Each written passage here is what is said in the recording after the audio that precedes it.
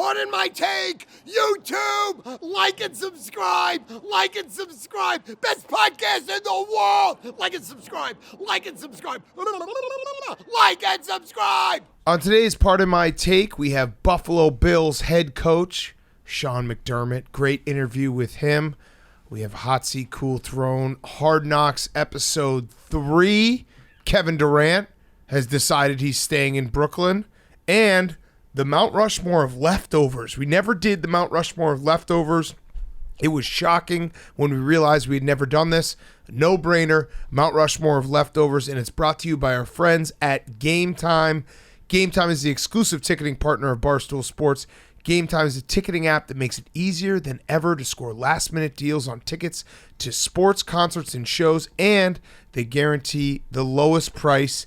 I went to see the Dead and Company at Wrigley Field this year. PFT, what'd you see with Game Time? I went to a Mets game and I went to a concert over the summer. Hell yes. So there's a ton of stuff you can get involved with in Game Time. We got football coming up. I'm excited for football season, college football, NFL. Game Time is the place you need to go. So download the Game Time app, go to the account tab to create a login, and redeem code PMT for $20 off your first purchase. Terms apply. Download Game Time, last-minute tickets, lowest price, guaranteed with Game Time. Again, use code PMT for $20 off your first purchase with the Game Time app. Game Time will get you into the concert or game cheaper than everyone else. Game Time, check it out now. Thank you to Game Time. Okay, let's go.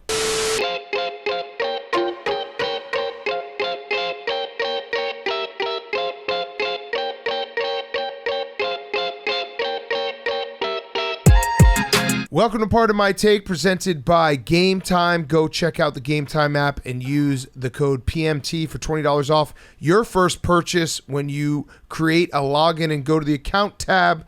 Today is Wednesday, August 24th, and Hard Knocks episode 3.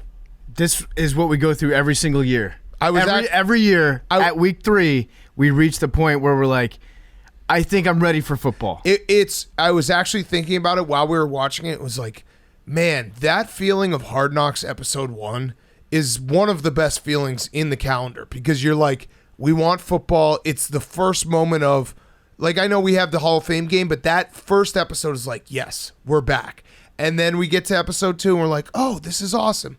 And then you get to episode 3 and you're like, okay, I want to play real games. Yeah, I think we still like the Dan Campbell show. Of course. So this will be Barstool Dan Talk. And I like Barstool Dan Talk when we focus on like Dan Campbell doing the everyday, the ins and out Dan Campbell things. I would like to see basically the Truman Show where it's Dan Campbell. Yeah. Where it's like 24/7 streamed. I want to see him like cooking an omelet in the morning. I want to see him like taking his tiny dogs out for a walk in the park. The football stuff is good, but I'm concerned about his vascularity. Mm-hmm. The veins on Dan Campbell are just I think he actually gets more veiny in his neck when he's happier, like after that win. Yeah, he's like, winning is satisfying. And he looked like he wanted to headbutt, through a window pane. I think in that moment, because it almost looks like he gets angrier the happier he gets. Yes. Like he's angry that he's not happy like that more often. Yeah, and we had some good Dan Campbell moments. I mean, the bringing out the pants and showing how dirty they were, and we got to get the last bit of dirt off these pants.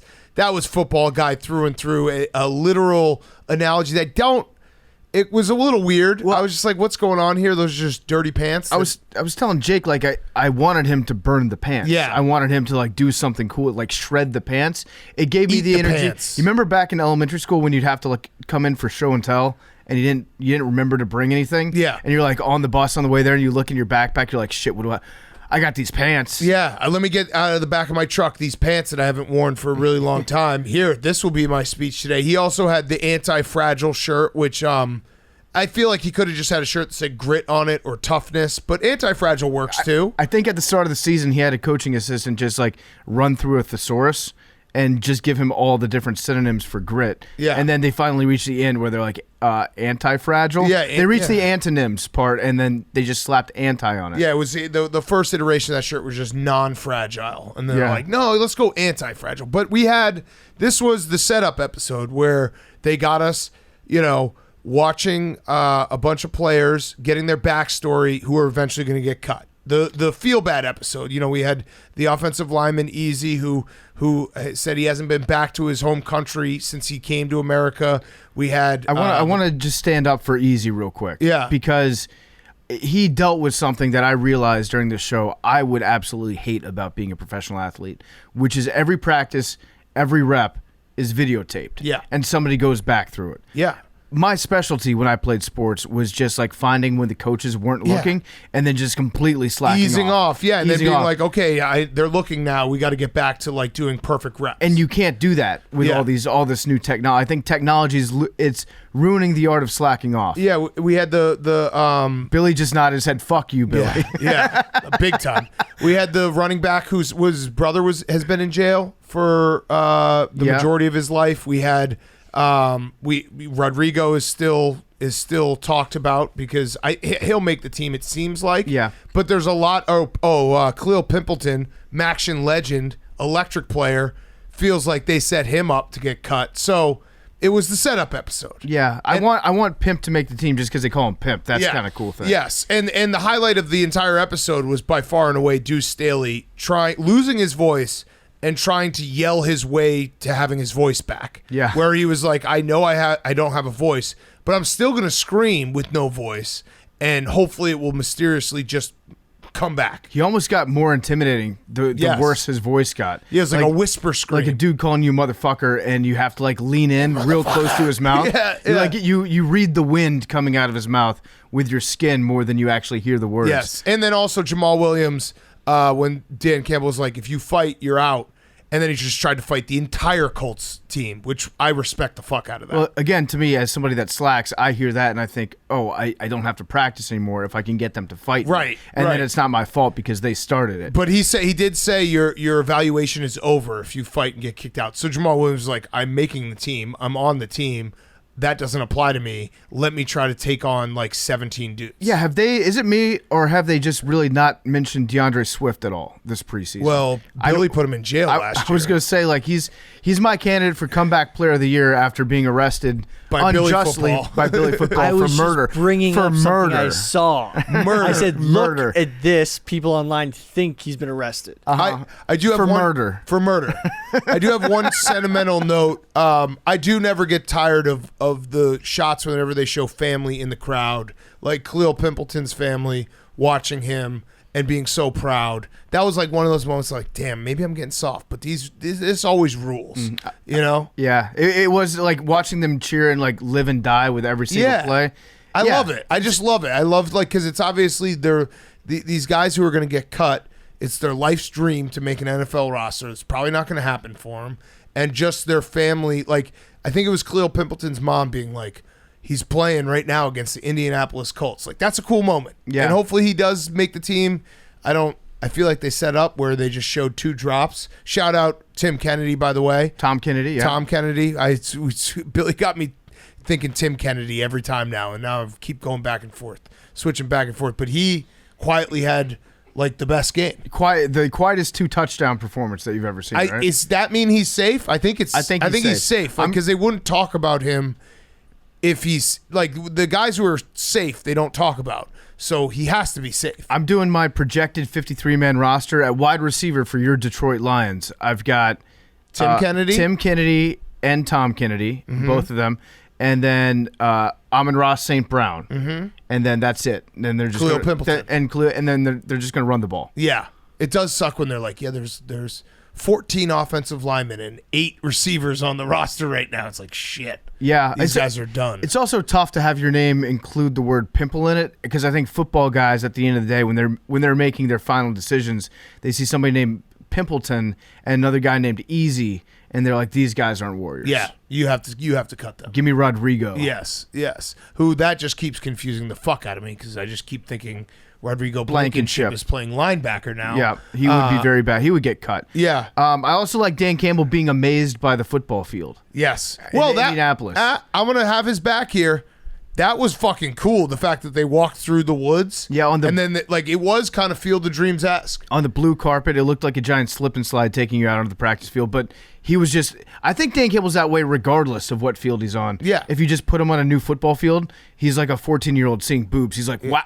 Field of Dreams. This is amazing. This is Field of Dreams football version. Incredible. Yeah. No, he was very excited for it. Speaking of that, did you see Belichick called the Raiders facilities the Taj Mahal? Really? He loves, similar to PFT, he loves the Raiders facilities. Respect. Whoa. Listen, the man knows He football. said it's the nicest facilities he's ever been to in his entire Damn. career. Do you think Josh McDaniels is just going there to warm up the seat for Bill Belichick? Maybe Josh was like, I'll be the coach for 1 year and then you come and then I'll be your OC again. I don't know how much money they have to pay Bill to live in Las Vegas. That would be a very funny visual. I mean, it sounds like he really loves the place. He does. A lot. The quotes, I'm going to try and pull up some more quotes. The quotes that were coming out of there were so funny. I like it because he probably is just being earnest, saying that it's incredible. But I always just assume similar to John Calipari when he was talking about his facilities, he's just basically saying, Robert Kraft, pay up. Like, make me a new facility. All right, so this is the Taj Mahal football facilities. He called it magnificent and outstanding. Wow. He really loves it, Hank. That's praise. as excited as Bill Belichick gets. Yeah. He basically fucked the stadium. Yeah. Hard Knocks episode 3. Sure.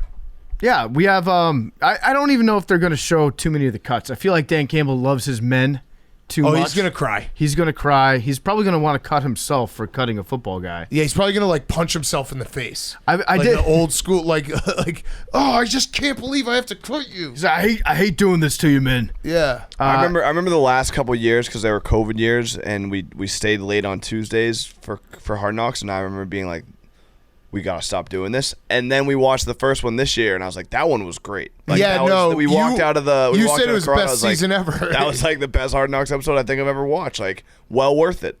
And now we're kind of. We peter out, and then we get to the Tuesday after Labor Day, and it's like, yeah, it's over. It's over. I noticed that he had, those motivational So True posters on his desk, but they were all about just losing. Yeah. He's got a lot of he's got too many reminders of losing, and I think that he feeds off of being upset about losing a lot, and he's trying to use that to make him better. But if I were Dan Campbell, I would just have like 50% more signs in my office that talked about like winning and growth, and not like that might just be like a permanent piece of furniture in the Detroit facilities. That might have been left over from Dan. Those are load-bearing losing posters from Matt Patricia. Yeah, if you take that poster down, the whole building crumbles. That was in the blueprint of how when they built the facility, they're like, we're going to need a lot of things about how to deal with adversity. Yes. All right, so the other story before we get to Hot Seat Cool Throne, Kevin Durant, what we all expected, is decided he's going to stay in Brooklyn.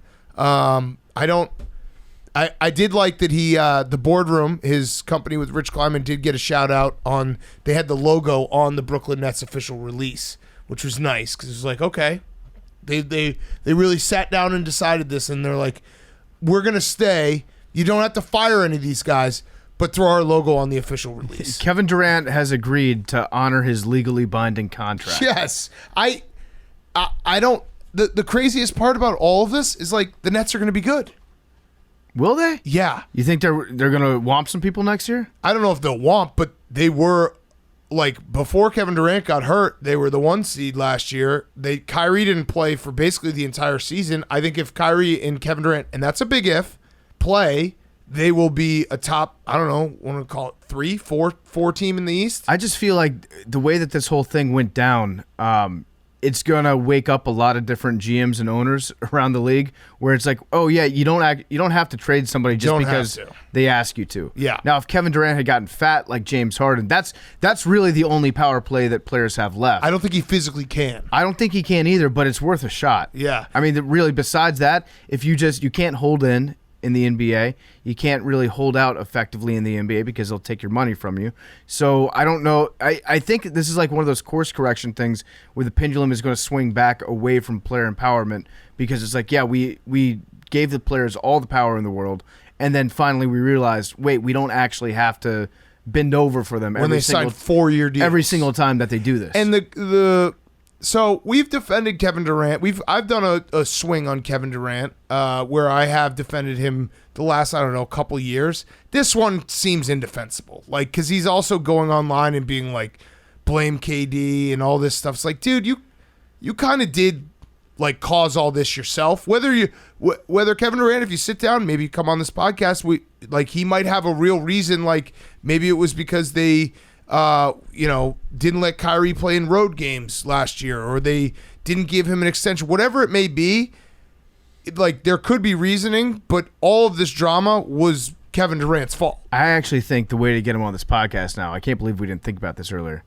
We just got to figure out a way to force him to get traded from the Nets. Mm-hmm. Like if he comes on the show, we can talk our way. We can give you some ammo. Yeah. We can put words in your mouth and have you say some indefensible things that will definitely burn all the bridges that you have in Brooklyn. Right. So there's the invite. We'll figure a way out of town for you. I think part of it might just be he didn't want to play with Ben Simmons. Maybe that was like they sat down and they're like, listen, Ben Simmons isn't going to play. Don't worry. Like he's never going to play. I'm just saying, like we could help you burn bridges, KD. Yeah. That's what we do best. Very easy. Hank, are you relieved? Sad? Yeah. No, I'm relieved. I would have obviously been able to talk myself into Kevin Durant. And he's a pretty good basketball player. Great basketball player, but the injury concerns would have been a lot. It would have been much more like we're all in.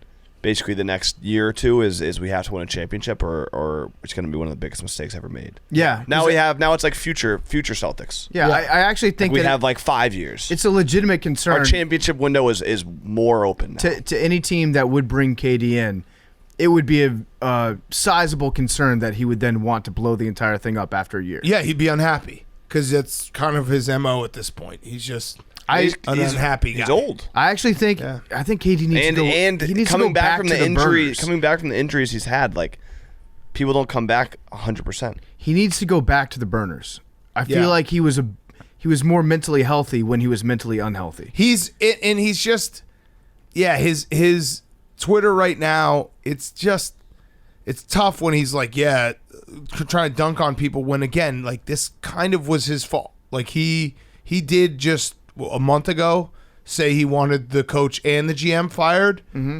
And then he's kind of catching an L here because he's staying, and I don't think Steve Kerr or Sean Marks are fired. So that's an L. Steve Nash. Yeah. I was about to say, like, Steve Nash. Oh, he didn't like Steve Kerr at the end of the Warriors run either. It's going to be... He doesn't like Steve's. It's going to be very awkward if you're Steve Nash and then Kevin Durant comes back in the building. You're like, water under the bridge? Yeah. What are we going to do here? You going to play or what? Like, you wanted me fired? And it's great, too, because, like, they got this settled and...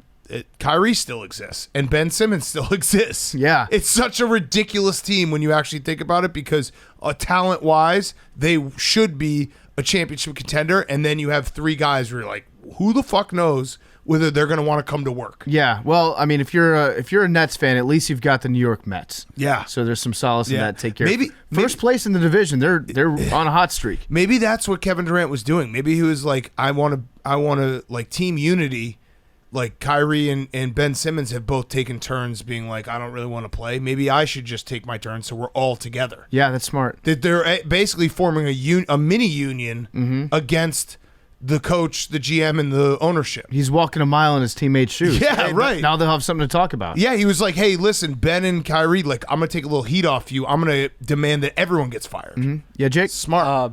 Ben Simmons is back on the cool throne because It's Going to Be Scary is back in play. Oh, that's true. It was a nominee for worst take of the year. I'm playing with Kyrie and KD. And it is going to be scary now. But now it might be scary It might be scary. I'm a little bit scared. Good for him. I am scared too, whether they play or don't play. Who's to say? Yeah. We should. So freezing cold takes got freezing cold taken. Well, we don't know yet. We don't know yet. I wonder if we could put up if he plays. Do you think we could put up a bet in the Barstool Sports book combined games played started together? or just total? Kevin Durant, Kyrie, and Ben Simmons this year. What would it be set at? Would be like I think KD's going to play. Would be like 160. I want to say. How many games do you think KD played last year? Like 60? I think he missed a little more time than that. But let's say KD plays. KD probably the most reliable, which is very funny given everything that's happened. So let's say he plays 65. Kyrie's good for what? maybe 40. I was gonna say 35, And then Ben Simmons. 55 last year for KD. 55. Ben But that was a Simmons- real injury. Ben Simmons, I'm going 22 games. I was going to say NA. 22 who the fuck- games. Over under. Yeah, so set the over under. If we could put up a bet that's like, will Ben Simmons, Kyrie, and Kevin Durant play over or under 139 games for the Brooklyn Nets? I'm taking the under. I'll be honest. Yeah. I'm taking the under big time. Yeah. I mean, two of them just playing 60 would get you there pretty much. Like if China invades Taiwan, Kyrie probably just yes, going yes. off the grid entirely. Ben Simmons, who knows? If he wears his Joey Gallo jersey in New York, he might not be able to play. He might not be able to walk down the might- street. He might be like, I'm done. Okay, let's get to hot seat, cool throne. One other piece of news. Yeah. An extension for Nick Saban. Oh, Yeah. So Lifetime? So he's locked up for the next, 9 years? how's he not gotten the lifetime? 11. Well, I think that is his lifetime. He's Yeah. going to be 79 by the end of No, it. Nick Saban's gonna live forever. Nick Saban, he's forever. even after he dies, they should just have hologram Nick Saban on the sideline coaching that team. Nick Saban, like he's gonna live forever. I would guarantee that Nick Saban goes past 100. He's short. He has like his little I eat oatmeal pies every morning and watch the Weather Channel. Yeah. And I win. He's a man of routine. Yes. And routines, they lend themselves to long life. Correct. Yeah, because you always hear somebody on the news when they're asked, what's your secret? It doesn't matter what their actual secret is. Their secret is that they do it all the time. Yeah, it's like a little old lady in Italy. She's like, my secret is I eat pasta and drink wine every day. Yeah, she's like, I smoke 7 cigarettes a day. Yeah. I drink a liter of wine, and then I just eat dessert. Yeah. That's my trick. And that's it. So Saban, he's getting like $11 million a year. I still don't know what the fuck Nick Saban spends $11 million a year on. Money is definitely wasted on Nick Saban. I think he's probably got some boats. I think he has he upgrades to nicer boats that he takes out on like Memorial Day weekend every year. And I feel like he has a different. I wouldn't be shocked if Nick Saban has like a house in Naples, a house in Miami, a house in a lake in Alabama, maybe a house in West Virginia. You know what I mean? He's just a house guy. I think he's probably got like the nicest house in every single town that his family members live in. Right. So like his daughter, he has the best house in that town. Right. If he's got grandkids, he's got the nicest house there. But that seems like Nick Saban gets paid all this money. He probably just wisely invests in a shitload of real estate, Yeah. and so He probably owns horses. I think he probably has a horse or two. maybe. I think football coaches generally just get a horse because other football guys have horses. Yeah. What are you gonna say, Billy? The University of Alabama, over his career there, has paid him over $100 million. And it's bargain. like absolute bargain. I think they would do 10x that for the winning they've had. Yeah. Okay, let's do hot seat, cool throne. Before we get to hot seat, cool throne, a quick word from our friends at Revitalite. Revitalite is an advanced rehydration solution designed to replenish vital fluids and minerals. It's powered by the same electrolyte formula found in the baby aisle, but with an improved taste and texture, more appealing to adults. Revitalite is conveniently sold next to beer, wine, and liquor, so you can shop like an adult and hydrate responsibly. Barstool Black Label Berry Frost flavor is delicious. Pro tip for everyone out there: drink half at night and the other half in the morning for optimal results. So pick up your Revitalite Black Label today, in store or online at the Barstool store, and tweet us or tag us Drink Revitalite at Drink Revitalite in your morning after stories. Again, the Barstool Black Label, it is berry frost flavor, super, super delicious, and it will get you feeling good in the morning after a long night out. So check out Revitalite. You can buy it in store or online at the Barstool store, and tweet us or tag us at Drink Revitalite in your morning after stories. We're also brought to you by our friends at Coors Light. They go hand in hand. Coors Light summer is full of official events like weddings, graduations, and the annual 4th of July barbecues, but everyone knows the best parts of summer, the unofficial ones. Summer is dwindling down. We got 2 weeks left of summer, and Coors Light is here to make sure those last couple weeks of summer are memorable and great when your mountains are blue. Someone sent us blue mountains the other day that were the bluest mountains I've ever seen, and I just immediately was like, I need a Coors Light because they are so, so delicious. There's only one beer out there that's literally made to chill, and that's Coors Light. The mountains on the bottles and cans even turn blue when your beer is cold. That way you always know it's time to chill. So, summer chill starts with Coors Light. Act now because there's only a couple weeks left. Make the most of your summer with a chance to win exclusive chill merch, fun local experiences, even a trip to New York, Chicago, or LA. Enter to win at CoorsLight.com/take. No purchase necessary. Sweepstakes ends 9/19/2022. Game ends 9/6/2022. 50 U.S. states and D.C. 21 plus. Void where prohibited. For rules, visit CoorsLightSummer.com. Celebrate responsibly. Coors Brewing Company, Golden, Colorado. The best beer ever created. The coldest beer ever created. It is Coors Light. Make sure those mountains are blue every single weekend, especially these last 2 weekends of summer. So thank you to Coors Light. Okay, hot seat, cool throne. Henry. You want me to go first? Yeah, I want you to for go it. first. I want you to go first, big boy. All right. Hey, you know what? Why don't you go first, pal? You sure? Yeah. Yeah. Go ahead and do it, buddy.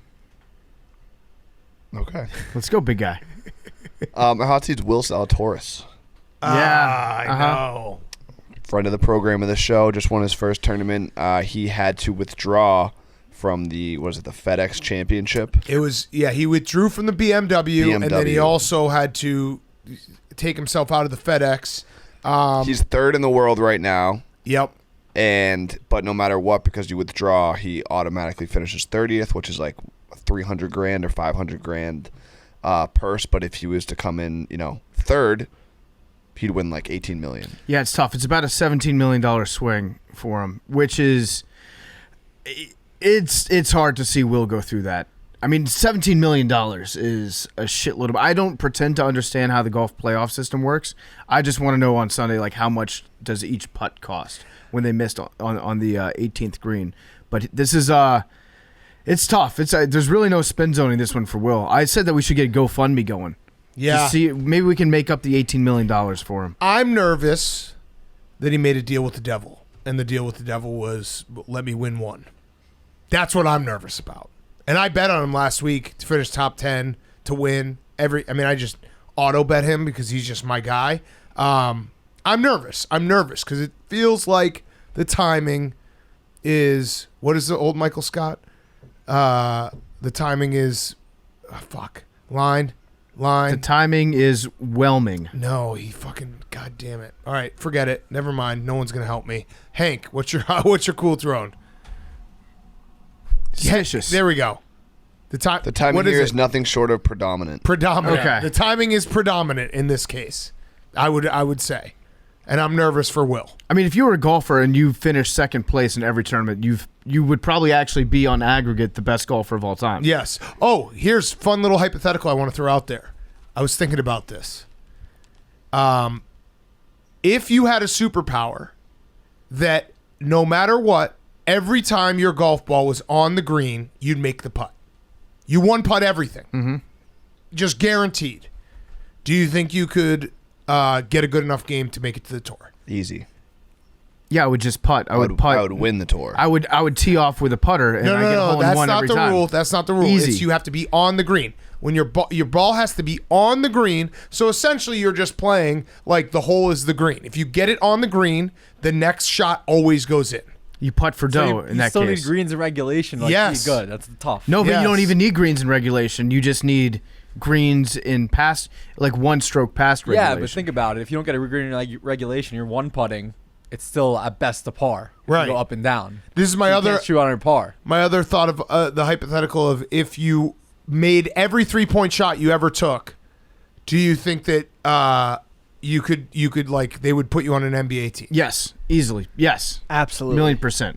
I'd be the best basketball player of all time. Maybe it'd have to be, well, you'd get just torched on defense. Torched. Yeah, but 3 points every time you shoot it. Yeah, maybe you have to shoot it. You make every 3-point shot without a hand within like a foot of your face. So you'd miss if they were in your face. So what about like full court heaves? Like that's a 3-point shot. Yeah, but I guys get would the ball. start to. Would they press me? Yeah, they'd start to press you. The book would be out on me. Yeah. I would just start sneezing and coughing on them. Just dare them to get close. The golf one, I don't think. I mean, I think if you practice long enough, you do it. But right now, no, we would not. Here's how I would unravel in that situation, because I think I have a good amount of irrational confidence, but in this case, I feel like bunkers would really be my downfall. Yeah. Because no matter how good I would get at everything else, it would still take me like 4 shots to get out of any bunker. Yes. Just Yes. completely melt Think down. of how much longer the championship tees are. Yeah, they're long. Well, I always play from the black tips. True. So But for those of us who don't shoot yes. 72 at Shinnecock. That's a long time. I play behind the black tips. I let people, because you can play like as far back as you want, so I go to the back of the tee box when I tee off. All right, Hank, your cool throne. My cool throne is the Giants fantasy people that are going to draft Saquon Barkley. He said it's kill mindset now. It's like, fuck everybody. Fuck everybody. Saquon Barkley, great quote. I'm sure that won't be like a quote that gets turned around when it's like that quote and then him going like, 14 rushes for 60 yards. Also, and wait, 14 rushes for 60 yards, plus good. one of those rushes was a 55-yard run. But that's Saquon Barkley. The thing with the fuck everybody mindset, I feel like that can be counterproductive as a running back, where on every run you're trying to fuck everybody. So like the art of falling correctly in the NFL when you're getting tackled and knowing when to go down is actually a very underrated thing for running back to have. To be able to fall without getting injured. If you're in fuck everybody mode, I feel like that gets you fucked more often. Yeah, Saquon Barkley too is like, maybe it's because he's got a cool name. He does do cool plays, especially at Penn State, but he is like one of those guys that everyone at the time knew the draft pick was stupid, and then it's been stupid, but I still find myself rooting for him. Well, it's a little unfair to him that he was drafted as a running back that high, because everyone's just going to find a quarterback that becomes dominant that was taken after he was drafted, and then they'll compare him and be like, why did you draft a running back this high? Yeah. I think you're right. He does cool plays. He's got cool legs. He's got like the giant quads. He's a cool guy. I think A.J. Dillon's kind of jacked his whole swag. Oh, A.J. really? Dillon is like mega Saquon. Yeah, A.J. Dillon is what everyone thought Saquon would be. Yeah. Just my interesting. Okay. Is that it, Hank? What does A.J. Dillon, like what everyone hot seat, thought cool throne? Saquon Barkley Yeah. would do? Like A.J. Dillon really hasn't done that much, right? No. But he's just talking about the quads. He's just, it's all in legs. he's just thicker. But I guess Saquon Barkley also hasn't done that much. True. That's a good point. Yeah. So Saquon. So they're the same, just one has better legs. Just one's thicker than the other. Yes. Got it. Yes. Okay, PFT, your hot seat cool throne. My hot seat is Marcus Mariota. Because I don't know if you guys saw, I put a lot of stock in preseason games. I watched the Jets-Falcons game last night. I think Desmond Ridder is that guy. I think he is him. I think he's Mariota's one of been one. good too. Yeah, but I think Desmond Ridder is actually very good. Yeah. Now, I'm basing this off of maybe 4 throws that I saw because I was rewatching The Wire and I had the preseason game on my iPhone, which is set up on my coffee table. So I was going back and forth, and I only saw a few throws that Desmond Ridder made. That's the most dangerous thing. When you just see one thing and you're like, oh, yeah. No, I saw some, like, as Ron Jaworski would say, like, NFL throws from Desmond Ridder. I think he's that dude. Because Mariota, I watched the first drive. Mariota, like, he ripped off a huge pass to start, and I don't know. I'm always a believer in Marcus Mariota. He's very similar to Saquon Barkley. Nice guy. So I think Marcus Mariota, like the role that he was supposed to be in Vegas, is perfect for him, like a change of pace guy. But which you don't really see that often with quarterbacks, putting in a change of pace guy. But he does bring something to the table with his legs for sure. Desmond Ridder, I think he's. You know what? He's ready. He is? I think he's NFL ready. He's very good at Cincy. I know. But, like, he wasn't drafted that high. A lot of people doubted him. I think Desmond Ridder, I'm ready to say, based off watching him one time in the preseason, that this is going to be a guy that I will believe in for the next 4 years. I think the Falcons don't have their quarterback of the future on the roster right now. Interesting. Maybe not. But Desmond Ridder is. Kyle Pitts had an awesome play. I think Desmond Ridder is legit. Yeah. I think he'll be okay. But yeah, there is a danger in watching one highlight and you're like, oh shit. A million %. Yeah. It's like watching Ohio State in the first game last year, and I was like, bust. Yeah. Fuck this guy. Yeah. My cool throne is the Seattle Seahawks, because Pete Carroll has spoken to the media regarding the big quarterback battle that's taking place right now. He says that right now they have 2 number ones. So he's like, we have an embarrassment of riches between Drew Lock and Geno Smith. And apparently they're both – it's got to be tough to have an honest comparison between those two, because I think they're probably very similar quarterbacks, and they're probably the best quarterbacks on that roster. Yeah. But Pete Carroll is like, yeah, we got 2 ones. So if you have 2 quarterbacks, you don't have one. I disagree. I think they should – so Geno Smith, I think, plays pretty well based on recent experiences in, like, the first half. And then Drew Lock is good in garbage time. Yeah. So I think they should put Geno Smith in in the first half as a first half specialist. Drew Lock comes in as the closer, and he just gets it like a closer for covering the spread. So Gino buries him in a little hole, maybe helps to hit the over in the first half. Then Drew Lock comes in the second half and brings it to within 6.5 points. How much does it suck to be Jacob Eason? Yeah, pretty bad. It's like I'm here too. I got 2 1s. I'm here too, guys. Oh, and that guy over there. Yeah, so what happens if you have 2 1s? Does that make the other guy The a 2. 2, or does it make it a 3 like in golf? I think it's 2 guys tied. Yeah, I don't know. That's a good question. Someone needs to ask Pete Carroll, please. Yeah. Someone in the Seahawks media. Ask about, Yeah. tell me about what his sabermetrics really stand for here. All right, is that it? Oh, you had another one? Well, I had another, but I'll let you keep going with All it. right, okay. So I had hot seat is ESPN and also the future of America, because I don't know if you guys saw, but the Little League World Series going on, and there was a moment, I can't remember which teams. I think it might have been Washington and Iowa. I can't remember which 2 teams were playing. And there was a pitch that was called a ball, and it was most definitely a strike. And the coach came out to the mound and like tried to settle everyone down, and one of the players got caught on the mic being like, "This is rigged by ESPN. They want this game to go to extra innings. Yep. This is so rigged For the ratings." And I was just sitting there like, well, one, he could be right. So then ESPN, the gig is up. They're rigging this, and 2, this is like the next wave of Billy footballs. Like our kids are just like thinking everything's rigged, and so it made me a little sad that this is now. No, I like it. This is the natural. This is rigged. This is the byproduct of the NFL rigged ecosystem right now. Is like we've got little AWLs at home that are playing in the Little League World Series right now, and they're like, "This is rigged either for the money or for the attendance or for the better." I don't know which, but I saw it with my own 2 eyes. The this is rigged next generation is here, and they're ready to go. I would rather have the "this is rigged" people than the coaches that absolutely try to go viral every time they step The on. worst. They know that they're mic'd up, and they just run out and they tell the kid how much they love him. Yeah, like, oh, listen, isn't it cool? Like the kid gets fucking shelled, and they come out there and they're like, isn't it great that we're at Williamsport? This is always what you dream. It's like, shut the fuck up, dude. He just gave up a grand slam. He's like, I'm really proud of you, and you came out here and you tried really hard. I don't know if anybody out there has played Little League Baseball, but my coach would have slapped the baseball cap off my head and been like, go sit down on the bench, loser. I'm 90. My memory has gotten bad as I've gotten older, but I'm almost positive my Little League coach smoked in the dugout.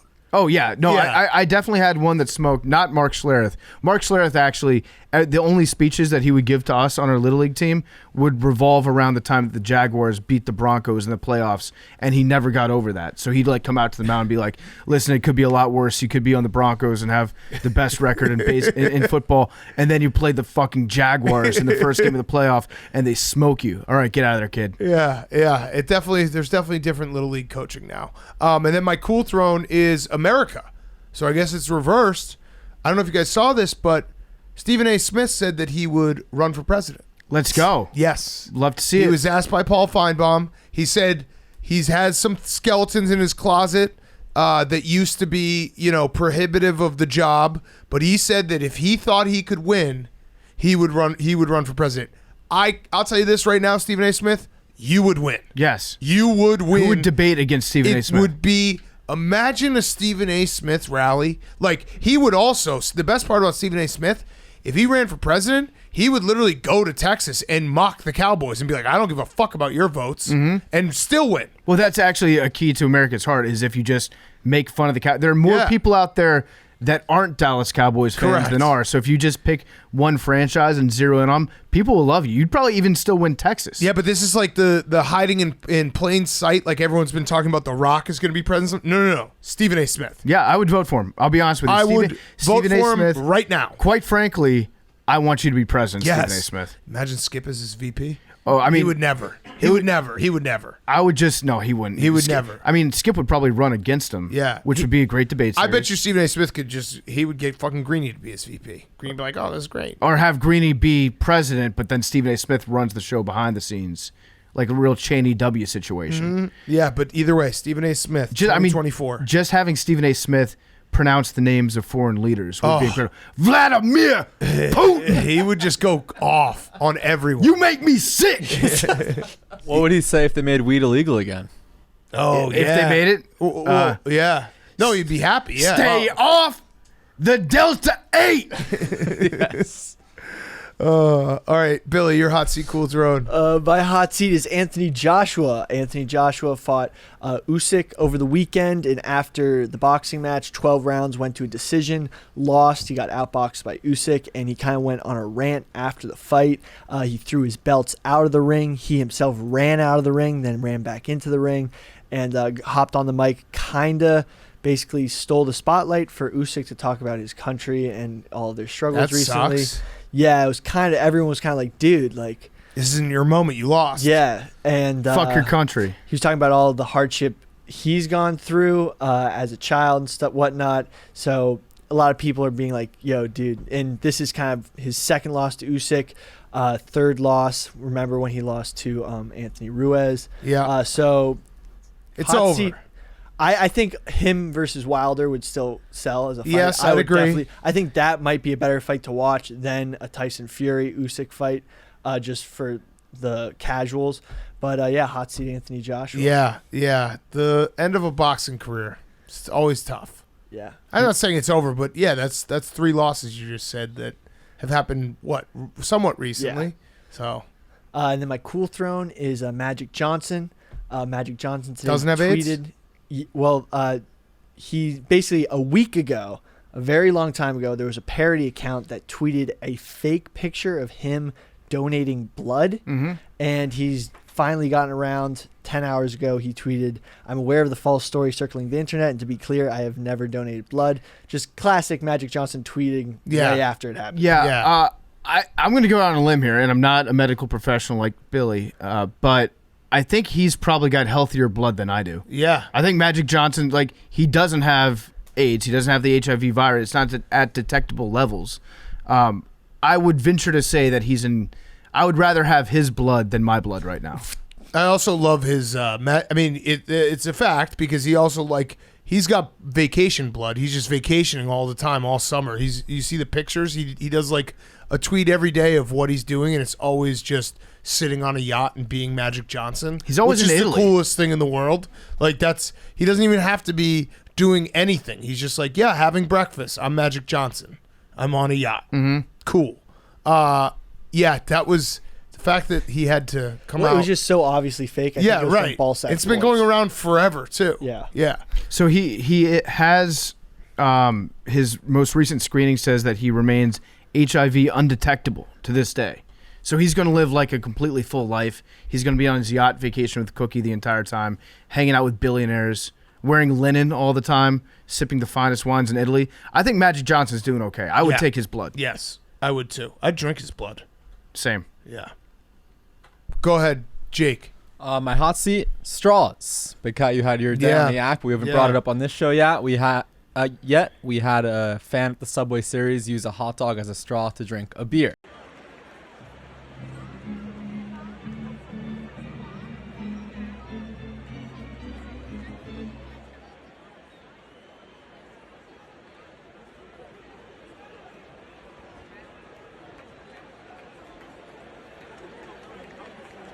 Real men of genius. A couple things. One is obviously people are like it was staged. New York Nico had it staged.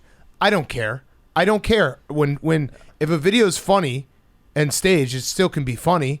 And the idea of drinking a beer with the hot dog is kind of cool. Yeah, I knew it was staged the second I saw it. It's still, I've never seen somebody do that before. Right. It's still an original It was idea. cool. And a lot of people throw him in jail, all this. I thought we lived in America. If you want to drink a beer through a hot dog straw, this is the country for it. Stephen A. Smith should run on that. You should be allowed to drink a beer through anything that you want. The internet Doesn't matter. It was one of those internet is so cool for everyone. Like, oh, this guy sucks. Like, dude, he's enjoying himself. He's not making anyone else do it. Let him have a time.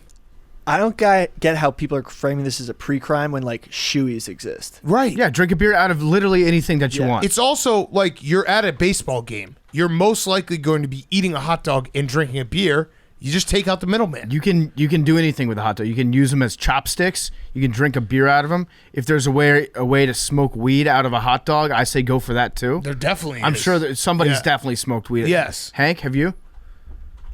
No, Let's make a video. I'm not a drug guy. Okay, Yeah. there we go. That's our new Billy. Write that down. TikTok idea. Smoke weed out of a hot Smoke dog. a giant bowl out of a Might hot be dog. better out of a brat. The algorithm doesn't like smoking. Okay. But a brat. I'm going to say a brat. What about like just a video? It doesn't have to go on TikTok. We can say it's a TikTok. Yeah. And just put it out everywhere and be like, check out my new TikTok. Nobody will know the difference. Yes. All right. And your cool throne. A cool throne, Hank will like this. Vacations. Yeah. The latest Tom Brady rumor is that his time away included a vacation to the Bahamas. Ooh. Good. So there's people who are torn on this. That's where they're filming The Masked Singer? Whether that's appropriate or if it's not appropriate. If he could leave in the middle of training camp. Yeah, I'd say are torn. if you're at the top of your game at something like Tom Brady or Hank, you can take a vacation whenever you want. Like if they lose week 1, who are they playing week 1? That will Cowboys be very Sunday night. That will be very funny. No, that's Again? not week 1. Yeah. That was last year. No, This year too, Sunday Night Football. No, that Sunday Night Football I thought was Rams Bills. That's Thursday night That's football. Thursday. That's Oh, Sunday that's night the start. football on Yeah. Thursday night. Got Yeah. it. Yeah. Okay. And this one's in Dallas, I believe. Well, if he loses that, that's the narrative. Yeah, if he loses that, then cool throne Jason Witten and Tony Romo for going on vacation to Cabo before their game. Yeah, and the New York Giants for the boat. The boat picture, yeah. Yep. Yeah. Okay. So I don't know. I mean, there were a few blue check marks who tweeted it. I don't think Schefter or Rappaport did, but Well, Tom Brady tweeted out that he was not on The Masked Singer, but he was wearing a mask, and then he did like a video of him doing stunts on a motorcycle, which I'm cool. pretty sure was totally real and not photoshopped or edited at all. yeah. Sell underwear. Oh, he's selling underwear. Oh, also, by the way, hot seat. We I would forgot. love it. Seems like high quality underwear. Oh, that's good. I feel like he's an offshore bank account. Well, yeah, duh. Yeah, no shit. I mean, Duh. wait, you think the guy that's married to a Brazilian supermodel and heavily invested in cryptocurrencies doesn't have an offshore account? Duh. 1,000,000% offshore. You think Tom Brady just like has his finance people be like, just send me what I have, just look at it. He definitely does.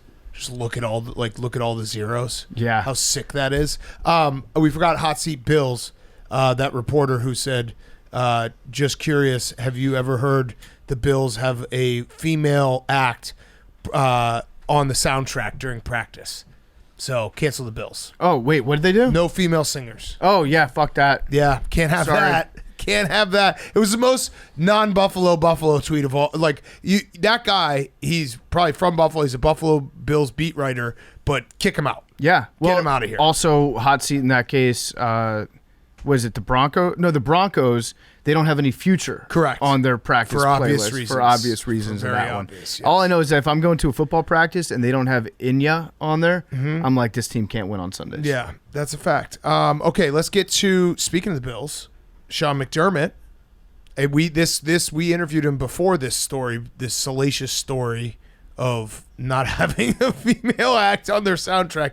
We would have asked him that, but 100%. Yeah, here he is, Sean McDermott. Before we do that, Pietro, you got a quick word. He is brought to you by our great friends over at Chevy. We know that every team starts the season undefeated. We're all undefeated right now. For the first month, everyone has a shot, but one team has already won it all. That's right, that team is Chevy and its star player, the Silverado. I'm taking the Silverado 1-1, first overall. According to J.D. Power, Chevy is the most awarded brand for new vehicle quality, and Chevy Trucks has won more new vehicle quality awards than any other brand. That's some serious hardware. But guess what? Champions don't stop. They keep moving forward. That's what Chevy Silverado is all about. From the LT model to the most extreme Silverado ever, the ZR2, Chevy gave the Silverado a new interior with a larger infotainment screen and digital instrument cluster. We actually had a Chevy Silverado dropped off here at the office last week. People stopped on the street. They were taking pictures and videos. Random people walking down the street were like, holy crap, look at that truck. It's amazing. I need a picture of this truck. It's incredible. I drove one down at the shore this summer. Great truck. Got me around safe and sound. Super easy to drive. Very easy to park. Very easy to back up. Luxurious interior. It's always truck season here at Part of My Take. But now it's also tailgate season. And what better way to roll up to a tailgate than in a Chevy Silverado, boasting a larger, more functional bed than any other competitor. You and your Silverado will own tailgate season in style. Head over to Chevy.com to learn more about the Chevy Silverado. For J.D. Power 2022 U.S. Award information, visit jdpower.com/awards. And now here he is, Sean McDermott. Okay, we now welcome on a very special guest. It is head coach of the Buffalo Bills, Sean McDermott. Also, coach, I don't know if you remember this, but you are a previous winner of Football Guy of the Week, and you accepted the award at a press conference. So it's great to finally have you on. It's great to be with you guys as well. Finally. Do you remember that at all? Because you won Football Guy of the Week for passing out to your team dirt and sod and grass and telling everyone they had to defend the dirt, and then you won it, and a reporter asked you in the press conference, you're like, I'm blessed to have won it. So it was a nice moment. Well, I appreciate that, and I appreciate you guys honoring me in that way. I'll send some dirt this year over to you guys so you can be members of our team as well. You can defend your dirt. Okay, I like that. Yeah. Yeah. I always accept soil that's mailed to me. That's a general policy that I have. A very important question to get started here. We were talking about you last week. We did a big debate on which coaches we think could kick everybody else's ass in the NFL. So you were drafted number 3 overall. It went Dan Campbell, Vrabel, then you. We still have people in this room right now who think that you should have gone number 1 because of your experience as a collegiate wrestler. You know, wrestlers are built different. You guys are a little bit crazy. You're not afraid of contact. So have to ask you, do you think that you could kick Dan Campbell's ass? Yes. And Vrabel also. Throw Vrabel in there at the same time. Okay. I like that. I mean, It's good. I like the confidence. There is just a good policy in life is don't mess with anyone who wrestled at any level, because you guys are just all psychos. Listen, in the wrestling community, we don't look at ourselves as psychos or crazy guys, but outsiders definitely look at wrestlers and think that they kind of march to the beat of their own drum, and maybe that's true, because that mindset is like, hey, walking down the street, you feel like you can kick anyone's tail. Yeah. Yeah, I could see it in your eyes, actually. Like when you just said walking down the street, you were looking off in the distance. Like you looking were for somebody to visualizing, fight. like pinning some random person who started stuff. So years ago, I had a debate years ago when I was in Philadelphia with the Eagles, and our trainer at the time, he's now the trainer in Kansas City. We were around the lunch table, and he said, "Hey, would you take the best wrestler in the world over the best boxer in the world?" And obviously, when I came into the conversation, it was a little bit late, and obviously the table was unanimously for sure the best boxer. And I can just tell you, if you poll 10 wrestlers, they're going to tell you take the best wrestler over the best boxer. So it's debatable, I know, but us wrestlers stick together. Yes, that's for sure. So has there been any thought that's crossed your mind about getting Gable Steveson to play defensive tackle for you? Maybe you could work with him, Olympic gold medalist, be like, I could turn you into the next Aaron Donald. That's right. So I asked Brandon Beat, our GM, to look into it, honestly, a couple of years ago when he really surfaced, and was more than that, but thought maybe, defensive tackle, maybe a tight end. I mean, unreal athlete, right? And it's amazing what he's been able to accomplish. Mm-hmm. So I have a question about last season. Obviously, we know the game that, everyone watched, one of the greatest games, the playoff games to watch with the Chiefs. But I had a question about a few weeks earlier. We went to the game in Buffalo against the Patriots, the Monday night game. And when we were leaving, we were listening to the radio, and it was full-on panic. It was Sean McDermott just got out-coached by Belichick. He's playing chess. The Bills are playing checkers. All this stuff. Sky is falling.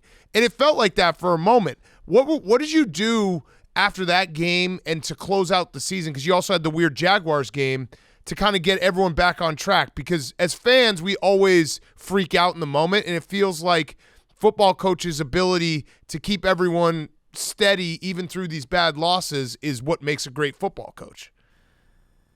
Yeah, every year is a journey. I'll start off with that Patriots game that you mentioned. Coach Belichick, I mean, we all know he's going to go down in history as one of, if not the best coach of all time, and a lot of respect for him and what he's done over the years. I think really our team got our focus back and got it where it needed to be, because we were going a little bit up and down through the course of the season and a little bit inconsistent, as you mentioned. But I just felt like, I think it was the second Patriots game where we were down some players. We really got our focus where it needed to be, and played our best football down the stretch there and on into the playoffs. Yeah, there were a lot of takes that came out after that Patriots Monday night game. Like, oh, Buffalo, you need a dome. You can't be playing in these elements up there. I love that football. We were there. We were gritting it out. I mean, I think we took our shirts off at that game. We were, we were brave. We were in a suite, so it was nice. It was kind of hot. We took it off because it was too hot. I was sweating a little bit. Yeah. But, that same thing. You like being in the elements outdoors like that. Do you think, is there any world that you think that Buffalo would ever get an indoor stadium, or would you want a dome? No, never. This is Buffalo, right? And this is part of what makes us unique. I mean, it's the best place to live. Some people say, okay, I can see why you live here in the summer, but we love it year round. It makes us who we are. And I didn't realize it at the time, coming from Philadelphia. I was, raised outside of Philadelphia, and just the fit for a head coach and his family is how important it is, and the type of community you go into. I go for jogs around the stadium area early mornings sometimes, and people are up early. They're out there, going to work early, packing their lunches, and I just feel like that really fits me, fits my family, and how we want to raise our kids the right way. Yeah, we love Buffalo. Every time we go visit, we absolutely love it. Another thing we love about Buffalo, we love Josh Allen. We've been Josh Allen guys before the Bills even drafted him. We have a little joke going, though, that when there are certain times in a game that Josh, we call it the mash all the buttons. Like you're playing a video game, he just mashes all the buttons and will spin and run and then just throw it somewhere. Do you ever get mad at him for that, or you're like, this is part of his greatness? Because a lot of times the mash all the buttons play works out in your favor. Yeah, I used to do that on Nintendo back in the day on Tecmo Bowl, where you just kind of hit all the buttons and maybe Walter Payton would spin and could never tackle him. So that's what I tell Josh to do is when we're kind of struggling, like last year, as you said, we were kind of going up and down. I said, hey, Josh, just start mashing all the buttons, and good things will happen, right? That's my favorite offensive advice to Josh. That's some high-level coaching. I'm glad that you're on the same thing. Yes. Hit the turbo button, Josh. You still got some turbo left. Yeah. That's it. Yeah, no, he's very fun to watch. The only concern I have about Josh Allen is every year it seems like he keeps the visor on later and later. And no quarterback that's ever worn a visor has won a Super Bowl. So I keep thinking, okay, if you start wearing this during the regular season, if you think that you look really cool during training camp and you let it carry over into the regular season, that's bad news. So my other high-level piece of coaching advice would be just keep the visor off him in the regular season games.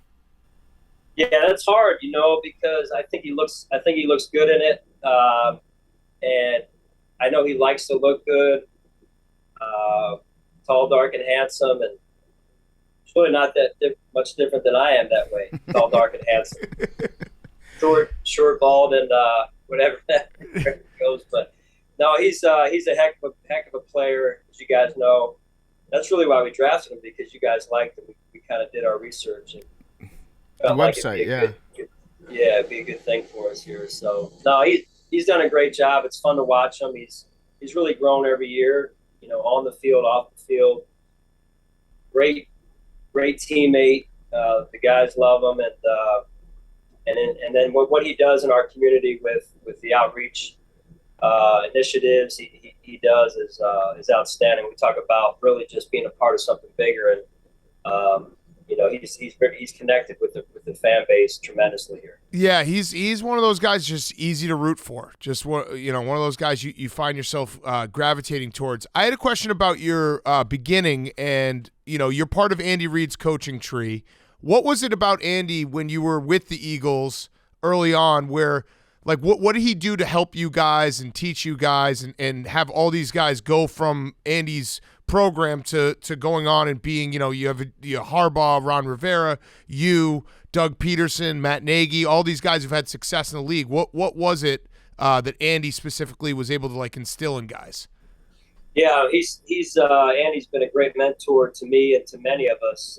The names that you mentioned and many more that have gone on to become head coaches or coordinators in the league. It was just, being around Andy was really being to me around kind of a Harvard approach to football at an early age for me. He was ahead of his time from, really leaning on the passing game years and years ago to win, and his blueprint for success and his plan, not only just his vision, but his day-to-day plan. I think we all learned a lot from that, and how detailed he was in his plan, and how he was then also able to pivot and adjust. I mean, there was times where, yes, we had good seasons right from the start, but also where things got off to a little bit of a rocky start, and he was able to pivot and keep the train on the tracks. Mm-hmm. The game that you had against him, Big Cat alluded to it earlier. We have to talk a little bit about it. Maybe one of the best games to watch of all time. It was exhilarating. Obviously, we're rooting for the Bills in that one. Didn't work out the way that we wanted to, but still just a great ending to a great football game. I noticed that you didn't record a podcast afterwards, so you were doing your podcast, and you didn't give a wrap up of that one. From our perspective, as broadcasters, those are the ones that get the huge amounts of downloads, the ones when you're in just abject misery afterwards. So if you want to get the numbers up, you're going to want to put that podcast recapping that game out. But from your perspective as a coach, is it a game where you go back and you've watched the tape and you're like, okay, I'm going to learn from how it ended? Or is it a game where you're just like, I never want to look at this ever again? Yeah, it's a little bit of both, I'd say. I mean, it was and while you're going through it, you don't realize, I mean, you're in the moment, right? You don't realize, like so many people text me after the game, what a classic game, fun to watch, all that type of stuff. You don't realize that as you're in the game, because you're so dialed into the moment and trying to execute and do your job. And obviously, I didn't get it done at the end of the day, and a lot of sleepless nights after that, but also a lot of things that I've learned from that, and I think it's going to help us and carry us as we move forward. I mean, the experience we got from that game, that experience, I think will benefit us as we move forward. And listen, Buffalo's Buffalo for a reason, man. We're strong, and we come together, and we're looking forward to this season. And that was a heck of a game, and one that I'll remember forever in terms of the highs, and also obviously the way it finished. But and so I think that life is a journey, and sometimes things like that happen, and you got to pull yourself back up and get yourself ready to go. And at the end of the day, only the strong prevail, and that's what wrestlers do. Yeah, that's a fact. It was a heartbreaking way for the Bills to lose. Do you go into the detail of I should have just called a different defense here or there? Because I know obviously everyone makes a lot about Mahomes and how he scored whatever it was, 19 seconds. Was there one thing where you look at and you're like, I kind of screwed that one up? Well, the result's the result. So at the end of the day, I could have done a better job.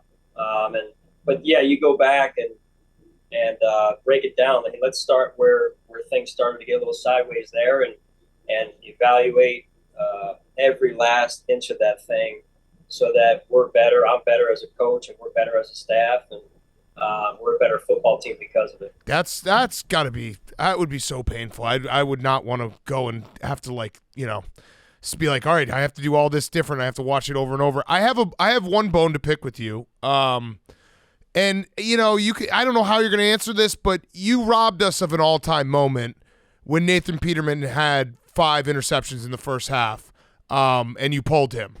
Why? Why did you do that? We were having so much fun on Twitter that day. And no offense to Nathan Peterman, you said afterwards, even in the fact he made some pretty good throws that when he wasn't throwing it to the other team. Why'd you rob us of that moment? You guys are beautiful, man. I love how you say it with a straight face, too. You both sit there. Big Cat's saying it with a straight face. You guys just both sitting there with a straight face.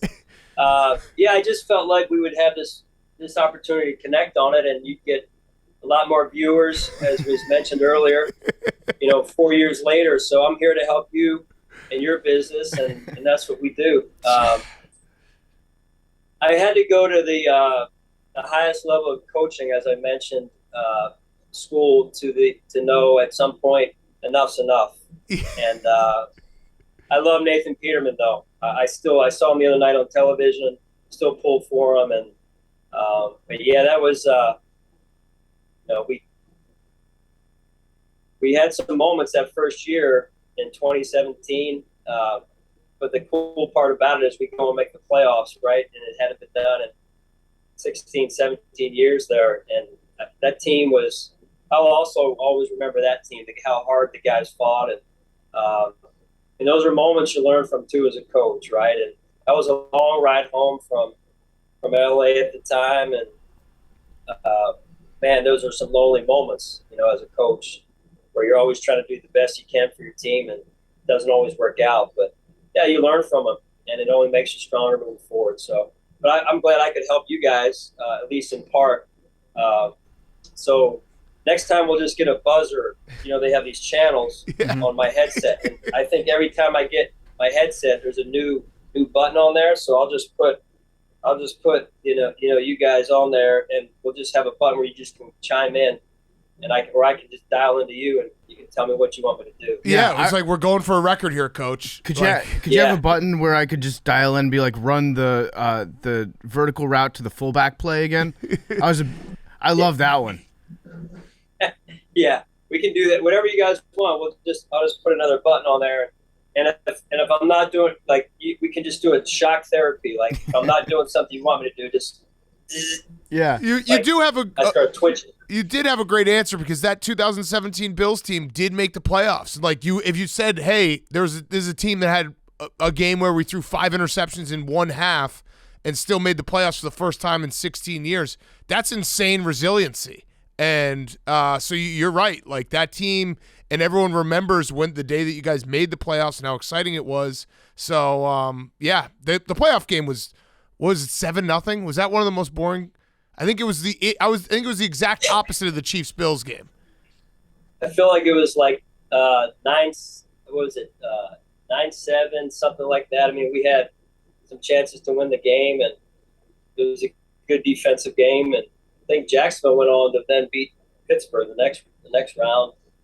Pittsburgh had a great team also. So. Yeah, that was Blake Bortles. Yeah, 10-3. I just looked it up. I remember being like, oof, this one's tough. Yeah, I think they put you on the Saturday game. You've got a great player. First game. You've got a great rookie this year, Mt Rushmore, the punter, and he made all these headlines because he kicked the ball. I think he had like an 82-yard punt in the preseason game. Do you have any plans to use him as a weapon? Like, if you've got a guy that can kick the ball to the moon and back, I'd like to see a third down punt make its way back to the NFL. Like, if you're pinned deep on your 10, just like unleash the cannon, and he'll pin him like inside the 10-yard line. Yeah, we put that in this week. We may use it against the Broncos this weekend in our second preseason game. Yeah, I think that punt is still going right now. So he's now him and Josh are the two favorites of the local fan base here in Buffalo, hitting an 82-yard punt, right? No, he's off to a good start. He's a great kid, and he could be a weapon for us, right? I think, was he the punt god, or what do they call him? The punt god, right? Yeah, the punt god. Yes. God.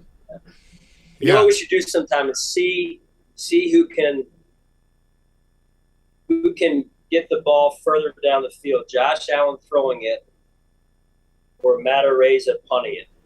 Has Josh ever told you, like, what? Do you know his number? Do you have a number in your mind for a Hail Mary? Probably like 110. I think he told me he can throw at 110. But it's got to be. I don't know if it's specifically come up before where you guys are at the end of a half Hail Mary, but like it has to be what, at least 65, right?